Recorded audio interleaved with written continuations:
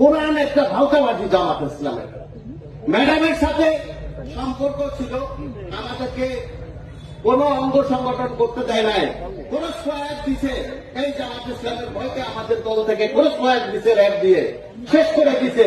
যুবদল করতে দেয় নাই, ছাত্রদল করতে দেয় নাই। কিনে বাংলা ভোটে রাত্রি 12টার সময় ম্যাডাম আসছে, দরজা আমি টানি খুলে না। ম্যাডাম গিয়েছে, তার এক ছেলে আছে। কে ছেলে? আমি কে ছেলে? কে? মুজাহিদ সাহেব তার ছেলে। সে আসছে, ম্যাডামের দরজা খুলছে, তারপরে নামছে। দেখেন এত বড় কি করছে তারা, ম্যাডামকে সম্মান দিছে, তারা এইভাবে তারা দখল করে নিছে। স্টেজে যাবেন ওই সময়, ম্যাডামের ওই সময় ভোরবেলা ফজরে নেওয়ার সময় যে দেখবেন যে তারা দখল করে এসছে, সামনের কাতারে সব দখল করে আছে। বিএনপিদের কোনো পাত্তা ছিল না। আর তারা এখন তো মহিলাদের নেতৃত্ব কি না যায়, না যায়।